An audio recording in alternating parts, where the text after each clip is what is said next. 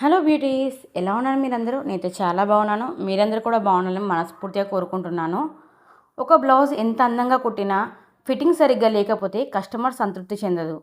చాలామంది టైలర్లు అంటుంటారు, నేను కరెక్టే కొలతలు తీసుకున్నాను కానీ ఎందుకు ఫిట్టింగ్ సరిగ్గా రాలేదు. ఈ ప్రాబ్లం ప్రతి ఒక్క టైలర్ ఫేస్ చేసే ఉంటుంది. అసలు సమస్య కొలతల్లో కాదు, చిన్న చిన్న పొరపాట్లే పెద్ద ప్రాబ్లమ్స్లోకి నెట్టేస్తాయి. ఆ పొరపాట్లు ఏంటి అనేది ఈ వీడియోలో షేర్ చేస్తాను. బ్లౌజ్ ఫిట్టింగ్ను ప్రొఫెషనల్ స్థాయికి తీసుకెళ్లే 7 ముఖ్యమైన సీక్రెట్స్ గురించి తెలుసుకుందాం. ఇవి పాటిస్తే మీ కస్టమర్స్ ఎప్పటికీ మీ దగ్గరికి వచ్చే కుట్టించుకుంటారు. కాబట్టి వీడియో పూర్తిగా స్కిప్ చేయకుండా చూడండి. వీడియో యూస్ఫుల్ అనిపిస్తేనే లైక్ చేయండి, షేర్ చేయండి. అలాగే ఇలాంటి మరిన్ని ఇన్ఫర్మేషన్ గల వీడియోస్ కోసం అయితే మన ఛానల్ని సబ్స్క్రైబ్ చేసుకోవడం అసలు మర్చిపోకండి. సబ్స్క్రైబ్ చేసుకున్న వెంటనే పక్కన బెల్ ఐకాన్ ఉంది కదా, అది క్లిక్ చేస్తే నేను వీడియో అప్లోడ్ చేసిన వెంటనే నోటిఫికేషన్ మీ వారికి ఈజీగా వచ్చేస్తుందన్నమాట. నేనైతే బ్లౌజ్ ఆల్రెడీ సగం కుట్టేశాను. ఇవి హ్యాండ్స్ దగ్గర జాయిన్ చేస్తున్నాను.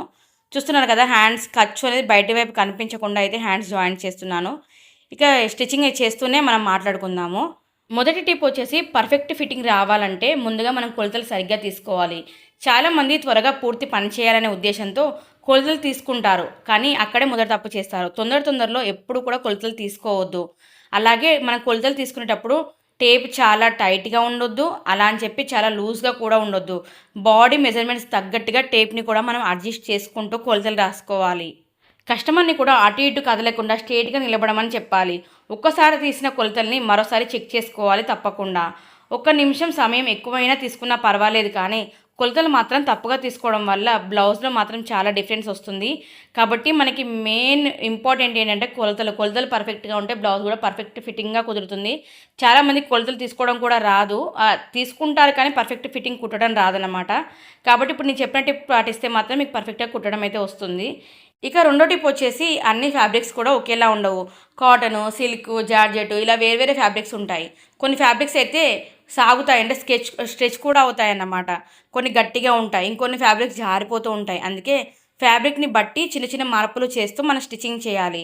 ఇది టైలరింగ్ చేసేదాన్ని బట్టి అనుభవం పెరిగే కొద్దీ ఈ విషయం మీకు ఇంకా బాగా అర్థమవుతుంది. అలాగే క్లాత్ ఎలా ఉందో కూడా ముందే మనం చూసి కస్టమర్కి చెప్పాలి.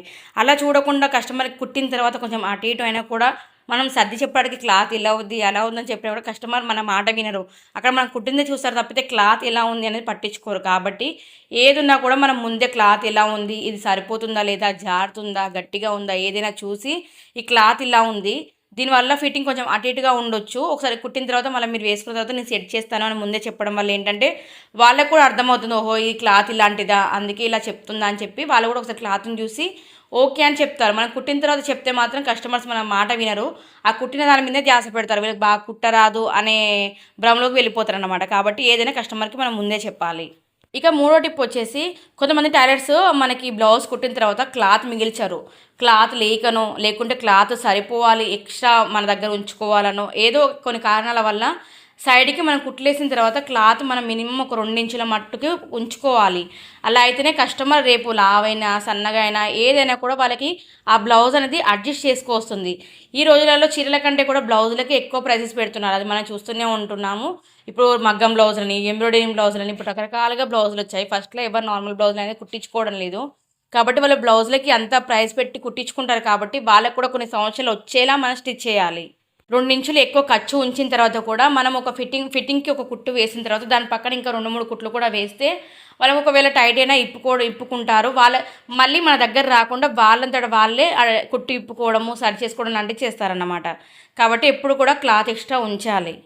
ఇక నాలుగో టిప్ వచ్చేసి, పెళ్లి బ్లౌజులు అలాగే ఖరీదైన డిజైనర్ బ్లౌజులు ఫంక్షన్ల కోసం కుట్టించుకుంటూ ఉంటారు కదా. మనం తీరే టైంకి ఇవ్వకపోతే హడావిడిగా వాళ్ళు వచ్చి తీసుకెళ్ళడము, లేకుంటే వాళ్ళేటుగా వచ్చి తీసుకోవడం వల్ల ట్రయల్ అనేది వెయ్యరు. బ్లౌజ్ ఎలా ఉంది, కుదిరిందా లేదా అనేది చూసుకోరు. అది మన మీద నమ్మకం కావచ్చు, లేకుండా వాళ్ళు తొందరపాటులో వాళ్ళు వెళ్ళిపోవడం కావచ్చు. కానీ ఎప్పుడు కూడా ఇలాంటి ఖరీదైన బ్లౌజులు ఉన్నప్పుడు మాత్రం తప్పకుండా ఒకసారి ట్రయల్ వేయమని చెప్పండి. ఎందుకంటే ఖరీదైన బ్లౌజులు పెద్ద పెద్ద ఫంక్షన్లకి, పెళ్ళిళ్ళకే వేసుకుంటారు. కాబట్టి ఆ ఫంక్షన్లలో, పెళ్ళిలో మనం వేసుకున్న బ్లౌజులు కొంచెం అటు ఇటు అయినా, లూజ్ ఉన్నా, టైట్ ఉన్నా, ఏది ఉన్నా కూడా మన మీద బ్యాడ్ ఇంప్రెషన్ వస్తుంది. కాబట్టి ఒక 5 నిమిషాలు లేట్ అయినా పర్వాలేదు, వాళ్ళని ఆపి ఉంచిన తర్వాతనే మీరు ఆ బ్లౌజ్ వేసుకొని ఫిట్టింగ్ సరిపోయిందా లేదా అన్నీ చూసుకొని పర్ఫెక్ట్ అనిపిస్తేనే పంపించండి. ఓలా కొంచెం అటు ఇటు అయిందనుకుంటే మాత్రం మీరే సరి చేసి ఇవ్వండి తప్పితే మీరు ట్రయల్ లేకుండా మాత్రం అసలు కస్టమర్స్ని పంపించకండి. అలా ఇప్పుడు మనం చూస్తే మనకు ఒక్కదానికే తెలిసి మనం ఒక్కదానివే సరి చేస్తాం ఆ బ్లౌజ్ని, మన దగ్గర ట్రయల్ చేస్తే బ్లౌజు. అదే వాళ్ళు ఫంక్షన్కో పెళ్ళికో వేసుకున్నారనుకోండి, 10 మంది చూస్తారు. ఈ బ్లౌజ్ ఏంటి ఇలా ఉంది, ఇంత హెవీ బ్లౌజ్ ఇలా పాడైపోయింది, ఇన్ని డబ్బులు వేస్టేనా, ఏ టైలర్ దగ్గర కుట్టించుకున్నా, ఇలాంటి ఈ రకరకాల క్వశ్చన్స్ వస్తాయన్నమాట. కాబట్టి ఒక 5-10 నిమిషాలు లేట్ అయినా కూడా ఆ కస్టమర్ని నిల్చోబెట్టి ట్రయల్ తీసుకొని మీరు వెళ్ళండి. తర్వాత మీకే యూజ్ అనిపిస్తుంది అని ఏదో ఒకలా సర్ది చెప్పి ట్రయల్ అయితే చేపించే పంపించాలి. ఇక ఐదో టిప్ వచ్చేసి, నేను ఆల్రెడీ ఇంతకుముందు వీడియోలో కూడా ఈ టిప్ షేర్ చేశాను, కానీ మళ్ళీ ఒకసారి చెప్తున్నాను. ఇది బ్లౌజ్ పర్ఫెక్ట్ ఫిట్టింగ్ విషయం కాబట్టి మళ్ళీ ఒకసారి మీకు గుర్తు చేస్తున్నాను. చాలామంది టైలర్స్ అయితే చేస్తూనే ఉన్నారు. అదేనండి, మొత్తం బ్లౌజ్ అయిపోగానే వెంటనే కస్టమర్కి పిలిచి ఇచ్చేయడము, లేకుంటే మడత పెట్టి లోపల పెట్టేయడము ఇలాంటివి చేస్తాను తప్పితే ఐరన్ చాలామంది స్కిప్ చేస్తూ ఉంటారు. కానీ అసలు అది స్కిప్ చేయాల్సిన విషయం కాదు. మెయిన్ అసలు చెప్పాలంటే ఐరనే మెయిన్ ఇంపార్టెంట్ అనమాట. మనకి కొంచెం ఫినిషింగ్ అటు ఇటు అయినా కూడా ఐరన్ చేయడం వల్ల ఏంటంటే బ్లౌజ్ ఫినిషింగ్గా కనిపిస్తుంది. ఫస్ట్ కస్టమర్ చూడగానే మనకి గుడ్ ఇంప్రెషన్ వస్తుంది. ఐరన్ ముడతలు లేకుండా బ్లౌజ్ ఉండి ఫినిషింగ్గా కనిపించడంతో కస్టమర్కి గుడ్ ఇంప్రెషన్ వస్తుంది మన మీద. మరి కొంచెం బ్లౌజ్ వేసుకున్నా కూడా కొంచెం అటు ఇటు అయినా కూడా చూస్తే బాగుంది కదా, కొంచెం మనం అడ్జస్ట్ అవుదాంలే అనే ఒపీనియన్ కస్టమర్ తీసుకుంటుంది. అలా కాకుండా మీరు ముడతలు పోయిన బ్లౌజ్ని వాళ్ళకి ఇవ్వడము, అలాగే దారాలు కట్ చేయకుండా కొంచెం అక్కడిక్కడ దారాలు అవ్వడం ఇలాంటివి చూస్తే మాత్రం అసలు బ్లౌజ్ చూడగానే కస్టమర్ అసలు ఫిట్టింగ్ కరెక్ట్ సరిపోయినా కూడా, ఆ బ్లౌజ్ చూడగానే ఫిట్టింగ్ కరెక్ట్ సరిపోయినా కూడా ఉంకలు పెడుతూ ఉంటారు. ఇట్లా ఉంది, అట్లా ఉంది, మీరు కరెక్ట్ ఇవ్వలేదు నాకు అని ఉంకలు చెప్తూ ఉంటారు. కాబట్టి మనం మెయిన్ విషయం ఏంటంటే, ఎంత హడావిడిలో ఉన్నా కూడా మనం ఐరన్ చేయడం మాత్రం అసలు మర్చిపోవద్దు. ఐరన్ చేసిన తర్వాతనే బ్లౌజ్ అనేది కస్టమర్కి ఇవ్వాలి. ఇక ఆరో టిప్ వచ్చేసి, ఒక్కొక్క కస్టమర్ ఒక్కోలా ఉంటుంది. కొందరికి టైట్ అంటే ఇష్టం, గాలి కూడా పోనంత టైట్ వేసుకునే వాళ్ళని కూడా చూసాను నేను. అంత టైట్ అంటే ఇష్టం. కొంతమంది లూజ్ ఇష్టం, అంటే నాకు అంత టైట్ నడవదు, నాకు ఊపిరాడదు అనే వాళ్ళు కూడా ఉంటారు. కాబట్టి మీరు కస్టమర్స్ కొలతలు తీసుకునేటప్పుడు మీకు ఎలాంటి ఫిట్టింగ్ కావాలి, టైట్ ఫిట్టింగ్ కావాలా, లేకుంటే కంఫర్ట్ ఫిట్టింగ్ కావాలా, మీ బాడీ ఫిట్గా ఉంది అలా కావాలి, ఎలా కావాలి అని ఒకసారి కస్టమర్ని అడగండి. అడిగిన తర్వాత వాళ్ళు చెప్పిన దాన్ని బట్టి మనం స్టిచ్ చేస్తే బెటర్. మళ్ళీ మనం వాళ్ళు ఏదో కొలతలు ఇచ్చారు కదా, మనం చేసాం కదా, కొంచెం టైట్ అయినా లూజ్ అయినా మళ్ళీ వాళ్ళకి కొంతమంది కస్టమర్స్ ఎలా ఉంటారంటే, టైట్ లూజ్ అయినా కూడా నా బ్లౌజ్ పాడు చేశారు, అసలు ఇక ఈ టైలర్ అసలు సరిగ్గా స్టిచ్ చేయదు అనే మాటలు వదిలేస్తూనే ఉంటారు కొంతమంది కస్టమర్స్. నేను కూడా చాలామందిని చూశాను. అది టైట్ అయితే ఒక కుట్టిప్పుకుంటే సరిపోతుంది, లూజ్ అయితే ఒక కుట్టేస్తే సరిపోతుంది, అది మనకు తెలుసు. కానీ కస్టమర్స్కి అలా కాదు, పర్ఫెక్ట్ ఫిట్టింగ్ వస్తేనే మంచి టైలర్ మంచిగా కుడుతుంది అన్న ఒపీనియన్ కలుగుతుంది అన్నమాట కొంతమందికి. కాబట్టి మనం ముందుగానే వాళ్ళకి కనుక్కున్నామంటే మనకి ఎలాంటి టెన్షన్ ఉండదు. మనం ఈ ఒక్క ప్రశ్న అడగడం వల్ల కస్టమర్కి ఎలా నచ్చుతుందో అలా కుట్టగలుగుతాం. కొంతమంది టైలర్స్ ఏమనుకుంటారంటే, వాళ్ళకి ఏదైనా ఉంటే ముందే చెప్తారు కదా, మనం ఏముందిలే అడగడానికి అని చెప్పి అనుకోవడము, లేకపోతే తొందరలో మనం అడగకుండా మర్చిపోవడం లాంటివి చేస్తాము.